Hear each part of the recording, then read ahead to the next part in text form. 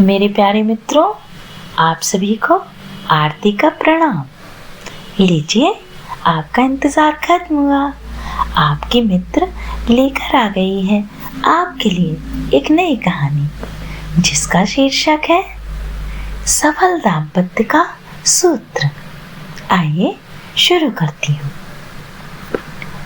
आज उसकी शादी थी। नाम था सीमा। माँ ने सीमा को एक अटैची देते हुए सफल दाम्पत्य जीवन का एक सूत्र दिया था। ससुराल आकर सीमा ने पति से वादा लिया था कि वह कभी भी उस अटैची को नहीं खोलेंगे और ना ही खोलकर दिखाने की जिद करेंगे। पति ने भी इस बात को स्वीकार कर लिया और कभी भी उस अटैची को खोलकर दिखाने की जिद ना की थी। सीमा की शादी को 50 साल से भी ज्यादा हो चुके थे। वह बीमार रहने लगी थी। आज वह बिस्तर पर आखिरी सांसें गिन रही थी। पति हाथ में हाथ लिए बैठा था। पति ने सोचा, क्यों ना उस अटैची की बात पूछी जाए। पत्नी भी बोली, हाँ, अब उस अटैची को खोलने का वक्त आ गया है। आप उस अटैची को खोल सकते हो। पति ने अटैची खोली तो उसमें 2 गुड़ियां और 1 लाख रुपए निकले। पति ने उत्सुकतावश पूछा तो पत्नी बोली, मेरी माँ ने मुझे सफल दाम्पत्य जीवन का राज दिया था। उसने मुझे सलाह दी थी कि बेटा, जब भी तुम्हें अपने पति की किसी भी गलत बात पर गुस्सा आए तो पति पर गुस्सा होने के बजाय एक गुड़िया सिल लिया करना। इसलिए जब भी मुझे आपकी किसी बात पर गुस्सा आता तो मैं एक गुड़िया सी लिया करती थी। पति ने देखा केवल 2 ही गुड़िया। उसका सीना गर्व से फूल गया कि शादी के 50 साल से ज्यादा होने के बाद भी मेरी पत्नी को मेरी सिर्फ 2 ही बातों पर गुस्सा आया। अब पति ने जिज्ञासावश पूछा कि 1 लाख रुपए के बारे में क्या कहना है।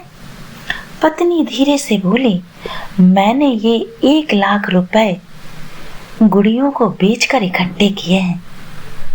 इतना सुनते ही पति बहुत शर्मिंदा हुआ। मृत्यु शैया पर लेटी पत्नी से दोनों हाथ जोड़कर सिर झुकाते हुए माफी मांगी। पत्नी ने भी जाते जाते पति के दोनों हाथों को अपने हाथ में लिया और चल बसी, जैसे कह रही हो कि हाँ, मैंने तुम्हें माफ कर दिया।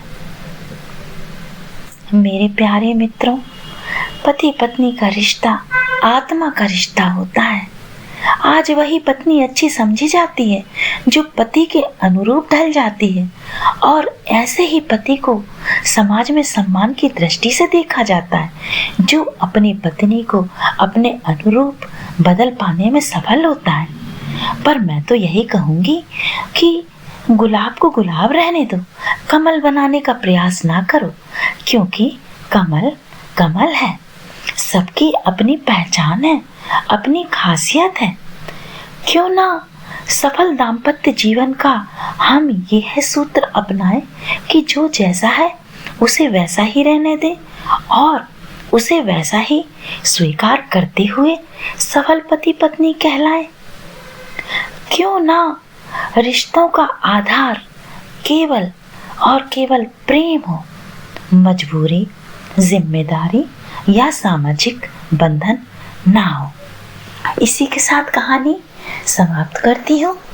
उम्मीद करती हूँ आपको आज की कहानी पसंद आई होगी, और यह भी उम्मीद करती हूँ कि आप अपना प्रेम व स्नेह आरती पर यूं ही बनाए रखेंगे। साथियों, मेरी कहानियाँ देखते व सुनते रहिएगा। प्रणाम करती हूँ आप सभी को।